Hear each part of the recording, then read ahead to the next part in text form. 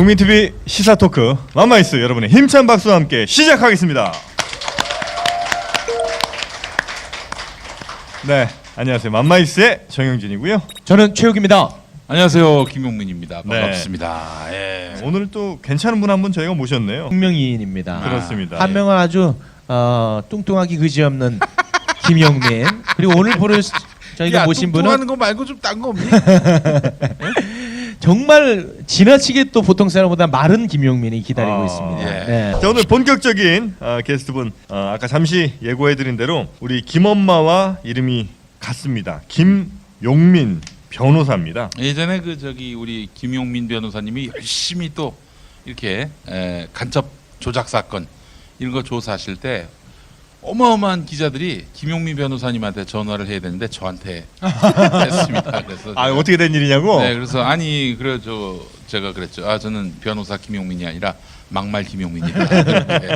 댓글 했던 기억이 납니다. 자, 여러분의 큰 박수를 한번 모시겠습니다. 김용민 변호사님입니다. 아이고, 마른 김용민.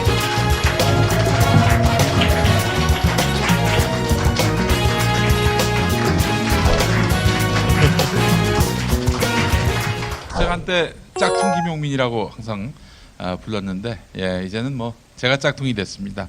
진짜 김용민도 마를 수가 있다는 사실이 야 아주 새삼스럽네요. 네. 인사 좀 부탁드리겠습니다. 네, 안녕하십니까, 김용민 변호사입니다. 아이고, 네, 반갑습니다. 오늘 진짜 이야기 보따리가 너무너무 많습니다. 예, 아니 굵직굵직한 사건들 너무 많이 하셨어요. 이분이 다 하셨어요, 실제로. 네. 네, 뭐 언뜻 생각나는 것만 해도 저 서울시 공무원 네, 그 유성 네. 씨 그 간첩 조작 사건 네. 그것도 변론하셨죠? 네, 맞습니다. 네, 그리고 고영태 씨. 고영태. 와, 네. 고영태 씨 지금 어떻게 지내시는지 궁금하네요. 얼마 전에 보석으로 나와서 네. 이제 뭐 가족들이랑 잘 지내고 있고요. 어. 오늘 전화했더니 김장하고 있다고 하더라고요. 완벽하게 그냥 편안한 네, 일상을 즐기고 계시군요. 아니, 긴장하고 있다고요? 김장. 김장. 네, 아주 평범하게 살고 있습니다. 그렇습니까? 네. 다행이네요. 뭐 정말 이 시대가 주목할 사건들을 다 맡으신 것 같은데, 아니 이렇게 맡으려면 일단 실력이 검증이 돼야 될 것 같기도 하고, 아니면 본인이 막 나서서 이건 제가 할게요 막 이렇게 하시는 거예요? 어떻게 되는 거예요, 그 과정이? 연락이 옵니까? 아니면 먼저 내가 연락을 해서 좀 관심 좀 받아봐야 되겠다 이렇게 해서 그런 사건 맡으시는 거예요? 이게 이제 최근에는 연락이 많이 오고 있고요. 네. 사실 제가 이제 제일 처음에 했던 주요 사건이라고 이제 분류될 수 있는 사건이 아까 말씀하신 서울시 공무원 간첩 사건입니다. 네. 그 사건은 제가 이제 민변에 가입하면서 처음 진행했던 사건이에요. 지금 주어진 사건이군요, 그거는. 아니, 주어진 사건이라기보다요. 네. 민변에 사건이 접수가 되면 네. 변호인단을 모집합니다. 그래서 네. 이런 사건이 있는데 변호인단으로 들어오실 분 뭐 연락 주세요 하면 변호인단이 자연스럽게 꾸려지거든요. 네. 뭐 첫 사건으로 하게 됐는데 그 사건이 마침 국정원이 이제 조작을 했던 사건이어서 네, 그게 밝혀졌고 그 이후에는 그런 류의 이제 소위 말하는 시국 사건이라거나 아니면은 좀 시끌시끌했던 사건들에 한 번씩 이렇게 연락이 오더라고요. 그래서 저도 뭐 이렇게 관심도 물론 있긴 했지만 네. 또 이제 도와달라, 변론을 해달라 이렇게 요청하시는 것들 거절하기도 힘들어서 혹시 이름이 김용민이라 네. 저분이랑 헷갈려서 연락 오는 경우도 있습니까? 자주 있습니다. 자주 있어요? 네, 특히 여기 국민 TV에서도 종종 연락을 진짜? 저한테 헷갈려서 연락을 주십니다. PD님 하면서 연락 주시는 분들이 가끔 계십니다. 뭐 방송 출연 한번 하시죠. 이런 얘기도 가끔 오시겠네, 그럼. 예. 그 저분인 줄 알고. 네, 그렇죠. 또 얼마 전에 그 영화 그 저수지 게임, 예. 예, 그 영화제 준비하시는 분께서 또 저한테 연락을 잘못 주셔가지고 네, 와달라 이렇게 무대 인사를 해달라 또 말씀하시더라고요. 저도 그 재판을 맡아달라고 하도 그런 전화가 많이 와가지고 한번 맡아줄까 고민도 했었습니다. 둘이 사무실 하나 내요. 법무법인 김용민 뭐 이렇게 해갖고 이름 걸고. 네. 좀 송구스러운 질문입니다만 네, 수임료를 받나요? 그러니까 사건마다 조금씩 다른데요. 받긴 받아야죠. 저도 사무실에 그러니까. 하니까. 네, 당연하죠. 그런데 뭐 예전에는 소위 말한 시국 사건 같은 경우에는 수임료 받고 하기가 쉽지 않습니다. 그래요? 예, 뭐 예를 들어 뭐 유성 씨 같은 경우에 당장 간첩으로 구속됐고 국내에 연고도 아무도 없는데 그 사람이 수임료를 부담할 수도 없고 하는 상황들이라서 이제 수임료 없이 진행했던 사건들이 상당히 많이 있었고요. 뭐 이제 최근에는 그래도 제가 가능한 수임료를 받으면서 일을 하려고 하고 있습니다. 네. 왜냐하면 저도 사무실을 운영해야 되는데 아 그럼요. 네, 너무 힘이 들더라고요. 네, 네. 그래서 요즘에는 수임료를 혹시 롤 모델이 뭐 박주민 의원이나 이렇게 되시진 않겠죠? 이게 롤 모델이라고 해야 되는 거죠? 그러니까 박주민 의원 같은 경우에는 저랑 이제 연수원 동기. 동기예요? 네. 그 동기가 다 요렇게 비슷하게 생기셨네. 네네. 연수원 때부터 이제 알고 지냈던 분이시고 그때부터도 이분이 이제 활동력이 대단하셨던 분이었어요. 그때도. 연수생인데도 불구하고 뭐 시민 운동가 시민 활동가처럼 하셨고 뭐 전혀 연수생은 그 당시만 해도 이제 공부해야 되겠다 뭐 법원 갈까 뭐 검찰 갈까 이 임용에 대한 고민을 많이 할 때였지 사회 문제에 대해서 그렇게 관심을 갖지 않을 때였거든요. 그런데 뭐 박주민 의원 같은 경우에는 그 당시에도 이미 사회 문제에 깊은 관심을 가지고 있어서 저분 참 독특한 분이다 이렇게 생각을 했고 되게 좋아했던 분이었습니다. 그래서 고기수에 하여튼 괜찮은 분들이 많으신 것 같아. 또 유명인이 또 있으니까. 이재정 의원도 이재정. 그리고 그렇잖아요. 최근에 이제 재심으로 많이 알려지신 박준영 변호사님 네네네. 또 이제 동기 연수원 동기입니다. 그런 분들이 많이 정말. 계시네요. 네. 어. 에이스들, 알짜들, 진정성 한가득인 그런 변호사님들 많이 계시네요. 네. 그쪽에서는 조금 밀리시겠군요. 그러면 인지도에서. 네, 많이 밀립니다. 인지도만 밀릴 뿐이지 우리 김용민 변호사님은 사실 진짜 그 동안의 재판들 보면은 네. 박근혜 정부가 사력을 다해서 반드시 이기려고 했던 그런 재판들의 거의 대부분을 다 이기셨어요. 그죠? 그래요. 네, 뭐 어떤 거 몇 이겼는지 좀 가지가 있었죠. 몇 개 좀 소개 좀 해주시죠, 우리 시청자분들 위해서. 네, 이제 가장 대표적인 게 말씀하셨던 유성 서울시 네. 공무원 간첩 사건이 이제 간첩 조작했던 사건 전부 무죄 받았고요. 네. 이거 사실 굉장히 어려웠을 것 같은데 처음에 할 때는. 굉장히 힘들었습니다. 네. 특히 여동생이 허위 자백했던 네. 사건이라서 이거 어려워. 이게 대부분 사람들이 여동생이 오빠가 간첩이라는데 저걸 어떻게 이기냐. 그러니까요. 이런 것들 때문에 사실 굉장히 힘들었습니다. 게다가 상대는 국정원이고. 네, 그랬죠. 그 당시만 해도 국정원 이제 박근혜 정부 초기였고 국정원이 힘이 어려워. 아주 셀 때였죠. 네, 네. 그래서 저희가 기자회견 하니까 바로 고소 들어오고 뭐 6억 원 손해배상 청구 소송 들어오고 막 이러더라고요. 와 무서웠겠어요. 네, 저도 뭐 고소 그 당시에 처음 당해봤고 그래서 뭐 무서운 부분도 있지만 굉장히 불편한 감이 있는 거죠. 제가 이제 변호사로서 법정에서 변론하고 하는 이런 활동들을 하는 게 이게 범죄가 된다라고 이렇게 공격을 해 들어오는 게 굉장히 불편하고 부담스러웠습니다. 이제 그래도 저희가 세월이 좋아서 고소만 당했지 예전에는 그 박정희 시대 때 이럴 때는 바로 변호사가 법정 구속됐습니다. 그러다가 그렇죠. 네, 그랬던 시절이 있었는데 이제 다행히 그 선배님들이 잘 싸워주신 덕을 뭐 제가 봐서 다행히 고소만 당하고 말았죠. 네. 그리고 그거 말고 네. 지금 낙곰수 네. 주진우, 김어준 이 두 분에 대해서 공직선거법 위반 재판이 있었습니다. 그것도 맡으셨구나. 내용이 네. 뭐예요? 내용은 뭐 많이 아시는 것처럼 박근혜 전 대통령 오촌 살인 사건. 네. 네, 그래서 이제 나는 꼼수다에서 이분들이 방송을 했죠. 이게 이상하다, 이 죽음이 이상하다라는 방송을 했더니 박지만 씨가 고소를 해서 재판이 진행됐습니다. 그 사건으로 주진우 기자는 구속영장까지 청구가 됐었어요. 그렇죠. 네, 어쨌든간 그 사건을 이제 국민참여재판으로 해서 다행히 국민참여재판에서 1심 무죄가 선고됐고 항소심에서도 여전히 또 무죄가 선고됐고 아직 안 끝났습니다. 그게 현재 대법원 가 있고요. 대단하다. 이것도 사실 쉽지 않았던 일인데. 네, 상당히 어려웠죠. 이번 주 목요일 날 이제 그 사건 마지막 대법원 선고. 그래요? 이번 주 목요일입니까? 네. 아니 근데 그 김엄마도 그 자리에 앉아 있었는데 왜 저 양반은 그때 졸고 나는 있었죠. 그때 그 저기 말씀을 하나 새누리당 총선 승리의 큰 주역 아니야. 나까지 고소하면 안 되지. 사람이 양심이 있지. 그렇지 않아요? 여기 화이트 리스트야. 그렇습니다. 그래서 여기 박근혜 저기 정부. 김엄마님께서 또 이제 총선 나가셨을 때 주진우, 김어준 이 두 분께서 지원 유세는 아니고 투표 독려 운동을 열심히 하셨는데 그게 또 기소가 됐어요. 그래요? 2012년 총선이었죠. 그래서 그게 이제 현재 재판 진행 중에 있습니다. 그것도 진행 중이에요. 네, 네. 와, 그 역사의 중심에 항상 우리 변호사님께서 계셨네. 혹시 그런 건 없습니까? 그러니까 뭐 워낙 이런 사건들 하시다 보면 특히나 이제 아마 그 국정원 때는 그 간첩 조작 사건 때는 집에 그냥 운전하고 이렇게 들어가시다가도 네. 자꾸 이렇게 뒤를 돌아본다든지 무서워. 집 문 한 번 잠겼나 다시 한번 이렇게 확인하신다든지. 아, 그랬죠. 그랬던 때가 있었습니다. 그러니까 이제 한참 국정원, 그러니까 서울시 공무원 간첩 사건을 한참 변론할 때 네.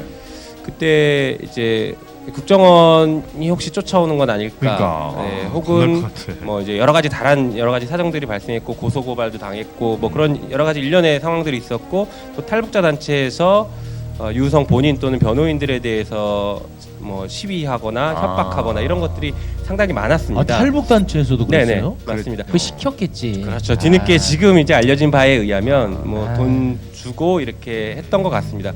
아무튼 그런 일들이 있었고 그래서 이제 밤늦게 저희가 회의 끝나고 집에 갈 때는 항상 조심했고 트럭 조심하면서 운전하고 다녔습니다. 와. 그런데 그때는 양반이었고요, 사실은. 네. 방금 말씀드린 그 박근혜 대통령의 오촌 살인 사건, 네, 네. 이 사건이 정말 무섭습니다. 아, 그게 더 무섭군요. 네. 이 사건은 사람이 막 죽어나가는 사건이었지 않습니까? 네네네. 소위 뭐 조폭이 동원됐다라는 얘기들도 나돌고 있었고 그 당시에 모 변호사는 그 사건 관련 사건을 변론했던 변호사가 뭐 사망했다 뭐 이런 뭐 보도도 나오고만 했었거든요. 물론 나중에 오보로는 밝혀졌지만요. 네네네네. 그리고 이제 그걸 취재했던 주진우 기자도 항상 그 어떤 협박, 살해 협박이라든가 그런 협박들을 당해 왔었습니다. 그러다 보니까 이제 변론을 하는 저희들 입장에서도 이게 무섭다. 특히 이제 적어도 국정원은 법 테두리 안에는 최소한 있고 물론 위법한 행위도 많이 저지르긴 하지만요. 네. 변호사를 대놓고 죽일 수 있는 집단은 아닐 것 같다라는 생각을 했는데 이 오촌 살인 사건은 할 수 있는 집단일 것 같다. 무서워. 누군지는 모르겠지만 충분히 할 수 있는 집단일 것 같다. 이런 생각이 들었습니다. 그래서 그때는 정말 이게 많이 무서웠고 그래서 이제 생명보험도 가입하고 저희 와. 집에서 할 거면 생명보험 가입하고 해라라고 아유. 해서 생명보험 가입하고 이렇게 뭐 변론하고 그랬었습니다. 와, 이게 제일 무섭구나 이 사건이. 그때가 좀 무서웠죠. 특히 두바이 가고 했었을 때. 아, 그때도- 두바이도 같이 가셨죠. 네네, 네. 두바이 갔었을 때 두바이 제보자가 들려줬던 얘기는 소름 돋는 일들이었고요. 굉장히 무서웠어요. 그래서 그 성인 남자들이 다 몰려가서 호텔방에서 한 번도 안 나오고 3박 4일, 4박 5일 동안 호텔방에서 계속 얘기만 듣다가 벌벌 떨다가 그냥 돌아왔었습니다. 그랬던 그 적이 오촌 있었죠. 조카 살인 사건과 관련해 가지고 제가 그 어디선가 들은 얘기인데 네. 민주당의 모 의원의 보좌관이 예. 그 사건과 아주 깊이 연루돼 있다는데 그거 팩트입니까? 맞습니다. 맞아요? 네, 사실입니다. 우와, 형, 팩트야. 신동우한테 들은 거 아니야? 우와, 팩트네. 실제로 그 주진우, 김어준 이 두 분의 재판의 증인으로까지 나왔던 분입니다. 그분이요? 네, 맞습니다. 현직 의원이에요? 지금 현직 의원의 보좌관이시죠. 네. 의원 아닙니까? 우와, 우와, 어떻게? 네가 왜? 맞습니다. 아니 그분이 그 어떤 가해자 쪽에 있는 분이에요? 아니면 그냥 목격자예요? 아니 저희는 가해자 쪽이라고 상당히 의심을 하고 있죠. 왜냐하면 박지만 씨의 이제 직원이기 때문에 형 대박이네. 가해자 쪽이라고 생각을 하고는 있습니다. 어떻게- 물론 이제 실제 개입했는지까지는 알긴 어려운데 박지만 씨의 상당히 측근 중에 측근이었던 사람이라서 뭐 자연스럽게 알거나 개입하지 않았을까. 이렇게 그분을 왜 생각을 보좌관으로 쓰는 거예요? 제가 그 글쎄요. 듣기로는 네. 그 모 의원이 청와대에 들어갔을 때 그 박지만 라인으로 들어갔다는 얘기를 들었는데 그와 그런 식으로 퍼즐을 맞춰보면 될까요? 뭐 그럴 수도 있겠네요. 대박이야, 형. 네. 우와. 그 변호사님은 변호사 법조인의 양심으로서 네. 오촌 살인 사건의 이제 박용철 씨 살인 사건의 범인이 박용수가 아니다 확신하십니까? 저는 확신하고 있습니다. 음. 네. 왜냐하면 제3자가 개입했다라는 목격자가 최소 2명이 나타났거든요. 네. 네, 그래서 박용수 씨가 아니다라는 것을 확신하고 있습니다. 그러면 경찰 검찰의 판단은 잘못됐다. 네, 맞습니다. 그 재수사는 현재 재수사 진행 중이고 참고인만 25명, 30명 정도 이미 조사를 한 상태입니다. 진짜 그렇게 조사를 했어야죠. 그런 조사할 때 네. 언론에 잠깐 등장했었던 그 카섹스를 즐겼던 분 있죠. 그 결정적 증언자. 네. 그분 나옵니까? 그분도 증언해 줍니까? 아 현재까지는 아닌 것 같은데요. 아 지금은 아니구나. 네, 아마 그분도 증언을 해 주셔야겠죠. 와 그분이 그 증언하면 이건 진짜 그날 잊을 수가 없어. 9월 6일이란 거를 나도 그때부터 안 잊히더라고. 안 잊혀지더라고. 네. 그분이 진짜 증인이라는 것을 확신했던 게 네. 그 차종을 정확하게 기억을 하고 있었다면서요? 네 맞습니다. 차종도 정확하게 기억했고요. 아, 특이한 차종인데. 네, 네. 외제차였죠. 네네. 네네. 그 시간에 거기 있었던 분들이 보니까 많으셨더라고요. 아. 네. 근데 그 상황의 특성상 증언자로 나서기는 굉장히 어려울 것 같아요. 네, 민망하시겠죠. 네. 특히 가정이 있으신 분이라면 또. 그럼 네. 그렇지. 네. 아, 그런 걸 좀 잘 보호해 주셔가지고. 그렇지. 네. 아니 근데 우리도 그렇게 깜짝 놀랐는데 범인들은 그걸 알고 얼마나 놀랐을까요? 거기에 그런 사람들이 목격자로 있었을 줄이야. 야 이건 진짜 재미난 정말 영화야. 외진 곳이라고 해서 찾아가서 네. 장소 물색 다 하고 가서 네. 범행을 저질렀을 것인데요. 아. 거기 그런 목격자가 있을 줄 어떻게 그럼 알았어요? 방청객들이 하필 그날. 출연한다. 와, 이 드라마적 요소가 네. 너무 많이 들어가 있습니다. 네. 맞습니다. 그 고영태 씨 변론할 때는 뭐 특별히 네. 이게 저항이나 어려운 점이 없었습니까? 고영태 씨 변론은 한 두 가지 정도 어려움이 있습니다. 하나는 최순실 혹은 박근혜 전 대통령을 옹호하는 사람들의 괴롭힘, 저희를 향한 욕설과 협박 이런 것들이 재판 과정에서도 있고 재판 전후로 계속 있습니다. 법정 들어갈 때 따라다니면서 욕하고 끝나고 나오면 따라가면서 욕하고 뭐 협박하고 이런 분들이 이제 계속 따라다니세요. 그래서 얼마 전에 보니까 다른 사건 저희가 뭐 기자회견하는데 거기 와서도 또 이렇게 찍고 가시더라고요. 저희를. 하여튼 그렇게 따라다니는 분들이 이제 계시고 그게 하나의 어려움이 있습니다. 그리고 또 하나는 진짜 검찰이랑 피 튀기게 싸웠습니다. 그때. 고영태를 불러서 조사하는 과정 그리고 체포하는 과정 이 모든 과정들이 위법적인 요소, 불법적인 요소들이 상당히 많이 있었고 지나치게 가혹한 것들이 많았습니다. 일반적인 사건에서도 이렇게까지 안 하는데 왜 특이하게 고영태에 대해서만 저렇게 할까? 그리고 왜 이렇게 특정 시간을 정해서 이 날까지 꼭 체포를 해야 되고 이 날까지 꼭 기소를 하려고 하고 이날 계속 불러대고 괴롭힐까? 이런 여러 가지 이제 이상한 점들, 힘든 점들이 있었습니다. 뭐 다행이면 다행인 게 그 당시에 저희가 검찰이랑 여러 가지 싸웠거든요. 뭐 변호인 조력을 받을 때는 어떻게 해야 된다. 고영태 조사할 때는 어떤 식으로 해라. 구속된 사람을 소환할 때는 변호사한테 미리 통지를 해줘라. 그래야 변호사가 갈 수 있지 않겠냐. 뭐 이런 여러 가지들을 싸웠습니다. 심지어는 변호사가 조사 참여할 때 변호사가 바로 옆자리에 앉는 게 당연한 건데 고영태 옆자리에 앉는 게 당연한 건데 뒷자리에 앉게 합니다. 이거 정말 말도 안 되는 그런 행동들을 해서 저희가 그걸 소송도 지금 하고 있고 근데 최근에 헌법재판소에서 위헌이다 이런 결정이 나왔어요. 뒷자리에 앉는 거 아니다. 바로 옆자리에 앉는 게 맞다. 이런 결정이 나왔습니다. 이런 여러 가지 어려움들이 있었었는데요. 다행이라고 생각할 수 있는 게 그런 여러 가지 어려움들이 있었던 게 최근에 제도 개선으로 상당히 많이 반영되고 있습니다. 지금 말씀드렸던 뭐 변호사가 바로 옆자리에 앉아서 변론을 할 수 있는 이런 것들도 새로 이제 제도 개선이 되고 있고 그리고 구속된 피의자를 소환할 때는 변호인에게 사전 통지해서 언제 조사합니다. 통지할 수 있도록 해주거나 이런 여러 가지 이제 제도적 뭐 보완책들이 마련되고 있습니다. 그게 고영태 사건에서 가장 크게 싸웠고 피 튀기게 싸웠던 것들인데 제도 개선으로 반영되니까 한편으로 저희는 다행이다. 의미가 있었네요. 라고 이렇게 생각을 하고 있습니다. 고영태 씨는 지금 불구속 상태에서 재판을 받고 있는 겁니까? 네, 맞습니다. 고영태 씨가 지금 입장이 되게 난처하면서도 뭐 웃으면 우습다고 할 수 있는 게요. 자기가 재판을 받고 있으면서 한편으로는 또 제보자로서 증언을 하러 가야 됩니다. 이중적 지위를 가지고 있는 것이죠. 그래서 저는 검찰이 혹시 고영태를 저렇게 무리하게 기소한 게 고영태 입막음용도 있지 않았을까 이런 생각을 합니다. 그럴 수 있겠다. 왜냐하면 고영태가 가서 증언하는데 여차하면 자기 범죄와 관련된 진술을 할 수밖에 없거든요. 자기 혐의점과 관련된 것들. 그러다 보니까 위축되고 특검에서 부르면 뭐 안 가게 되고 저한테 맨날 전화해서 물어봅니다. 가야 되냐 말아야 되냐 물어보는데 저희도 한 가지 이제 그래서 원칙을 세웠습니다. 기본적으로 최대한 협조하자. 단 우리 지금 재판과 관련이 있는 부분만 진술 거부하고 그 부분만 조심하자라고 이렇게 원칙을 좀 세웠습니다. 안 그랬다가는 괜히 고영태 입막음 하기 위한 기소라고 본다면 거기에 우리가 또 놀아나서는 안 되거든요. 아직도 고영태의 역할은 상당히 많이 남아 있습니다.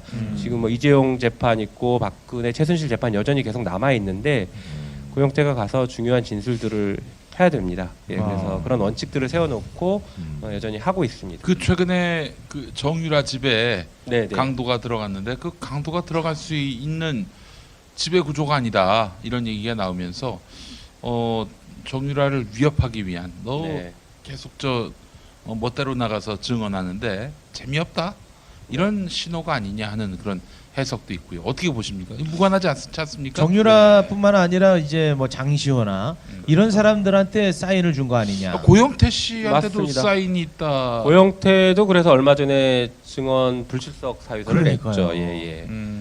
그런 의도가 있을 수 있겠다. 뭐 합리적 의심이 간다라고 생각을 하고 있습니다. 이게 정말 중요한 진술을 하는 사람들의 입막음용으로 그것만큼 좋은 게 없거든요. 효과적인 것들이 없거든요. 검찰 동원해서 뭐 수사해서 기소하는 게 뭐 가장 합법적인 합법을 가져간 제일 좋은 방법이지만 정유랑 그게 안 통했고 예. 그러면 그 다음 단계는 실질적인 어떤 신체적인 위해를 가하는 혹은 협박을 가하는 이런 전략들이라고 봐야겠죠. 똑같은 패턴으로 서울시 공무원 간첩 사건 혹은 고영태 사건 변론하는 변호사들을 상대로도 이런 위해나 협박 같은 것들이 조직적으로 이루어지고 있는 것을 보면 무관하지 않지 않나 이런 생각을 하고는 있습니다.